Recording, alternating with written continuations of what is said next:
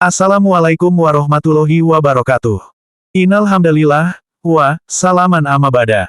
Hadirin yang dirahmati Allah.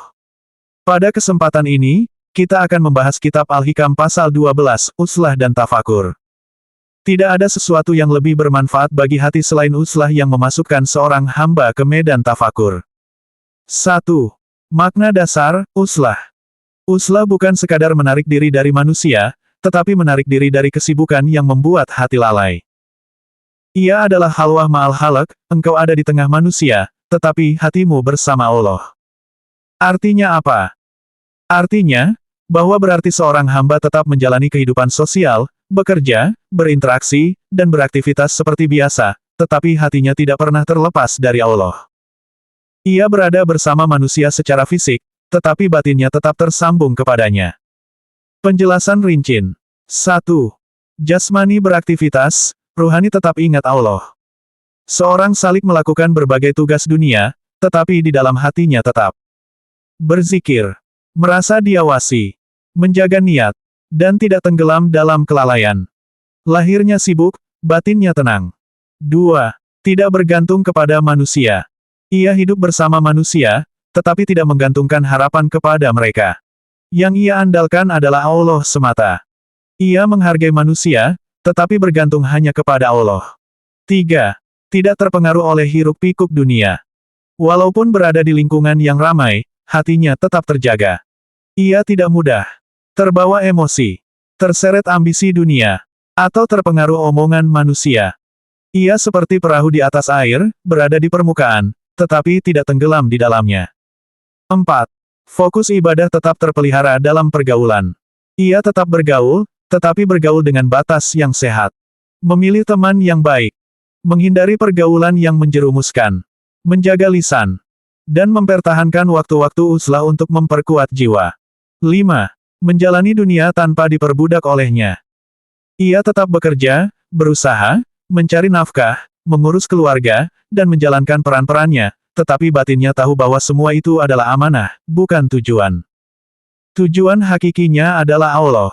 Intisari maknanya. Ungkapan ini menggambarkan puncak keseimbangan spiritual. Tidak menjadi rahib yang meninggalkan manusia. Tidak menjadi orang duniawi yang lalai dari Allah. Tetapi menjadi hamba Allah yang menjalani dunia, namun tidak dimiliki oleh dunia. Para ulama tasawuf menegaskan bahwa, uslah adalah sarana untuk menjernihkan batin, melepaskan diri dari kebisingan pikiran, dan memusatkan perhatian hanya kepada Allah. Dari sinilah lahir tafakur, perjalanan akal dan hati untuk merenungi tanda-tanda kebesarannya. Itu artinya apa? Artinya bahwa, yang pertama adalah perjalanan akal. Ini berarti menggunakan kemampuan berpikir untuk meneliti, menimbang, dan memahami keindahan ciptaan Allah, keteraturan alam semesta, hukum-hukum yang mengatur kehidupan, hikmah di balik setiap kejadian, serta kesempurnaan tatanan makhluk. Akal berjalan untuk menguak makna di balik fakta, bukan sekadar melihat bentuk lahirnya. Yang kedua, perjalanan hati.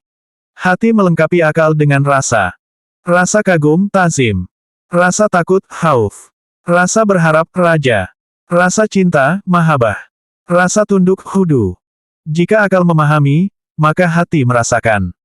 Keduanya bergerak bersama menuju pengenalan yang lebih dalam kepada Allah. 3. Merenungi tanda-tanda kebesarannya. Tanda-tanda kebesarannya, ayatullah, terdapat di mana-mana. Dalam diri manusia. Dalam langit dan bumi. Dalam takdir hidup. Dalam rezeki. Dalam pergiliran siang dan malam. Dalam kelahiran dan kematian. Merenunginya berarti menyadari bahwa, di balik segala sesuatu ada kebijaksanaan, kekuasaan, dan keindahan Allah. 4. Buah dari perjalanan akal dan hati. Ketika akal merenung dan hati merasakan, lahirlah keyakinan yang kuat, kerendahan jiwa, rasa syukur, ketenangan batin, kesadaran diri sebagai hamba. Ini adalah pintu usyul, pintu mengenal Allah dengan sebenar-benar pengenalan. Intisari. Ungkapan tersebut berarti lebih besar dari mengajak akal untuk berpikir, dan mengajak hati untuk merasakan kehadiran Allah dalam setiap ciptaan dan kejadian. Tafakur bukan sekadar memikirkan sesuatu, tetapi menghubungkan setiap renungan kepada Allah, Sang Pencipta segala sesuatu. 2. Tujuan, uslah dalam suluk. Para salik melakukan uzlah karena mereka ingin wusyul kepada Allah. Agar hati tidak lupa. Agar jiwa tetap tenang. Agar pikiran terhindar dari gangguan manusia. Agar cahaya iman semakin kuat. Dalam keadaan menyendiri, seorang murid lebih mudah menjaga wudhu, mengawasi gerak hati, memperbanyak zikir, dan memusatkan tafakur pada ciptaan Allah. Tafakur seperti inilah yang melahirkan tazim, ketundukan mendalam, rasa takut dan harap, serta penguatan yakin dan takwa. 3. Bahaya tidak melakukan uzlah. Para ulama memperingatkan bahwa bergaul tanpa seleksi dapat mengotori hati, memadamkan cahaya batin, menurunkan tekad, melemahkan iman, dan menjauhkan salik dari jalan wusyul. Rasulullah memberi perumpamaan yang sangat jelas. Teman buruk bagaikan pandai besi, jika engkau tidak terkena apinya, engkau terkena baunya. Hati itu mudah meniru. Jika engkau dekat dengan orang yang lalai, engkau pun akan ikut lalai. 4. Pesan Allah kepada para nabi. Pesan yang diturunkan kepada Nabi Musa dan Nabi Daud menunjukkan bahwa pemilihan teman adalah bahagian dari ibadah. Allah berfirman kepada Nabi Musa, "Wahai putra Imran, waspadalah. Pilihlah sahabat untuk dirimu. Siapa yang tidak membantumu taat kepadaku, maka ia adalah musuhmu." Kepada Nabi Daud Allah menegur, "Mengapa engkau menyendiri?" Ketika Nabi Daud menjawab bahwa ia ingin dekat dengan Allah, maka Allah tetap memerintahkannya memilih sahabat yang salih, karena sahabat buruk membuat hati membeku dan menjauh dari Allah. Ini menunjukkan, uzlah memang penting, tetapi jika harus bergaul maka pilihlah dengan selektif. 5. Nasihat Nabi Isa, alaihi salam. Nabi Isa berkata, "Jangan berteman dengan orang-orang yang mati, niscaya hatimu mati." Ketika ditanya siapa mereka, beliau menjawab, "Mereka yang rakus terhadap dunia." Ini menunjukkan bahwa cinta dunia mematikan hati.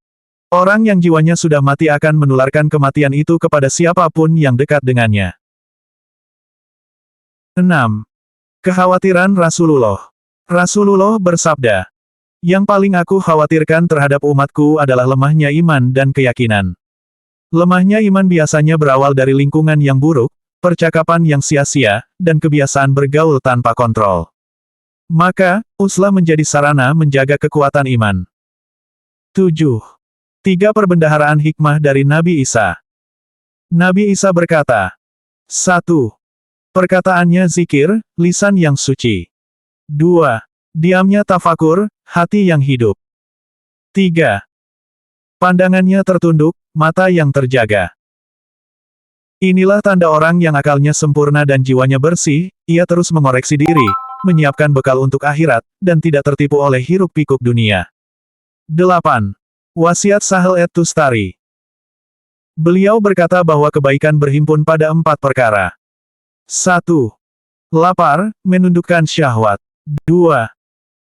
Diam, menjaga hati dari dosa. 3. Menyendiri, menjaga fokus kepada Allah. 4. Bangun malam, menguatkan ruhani.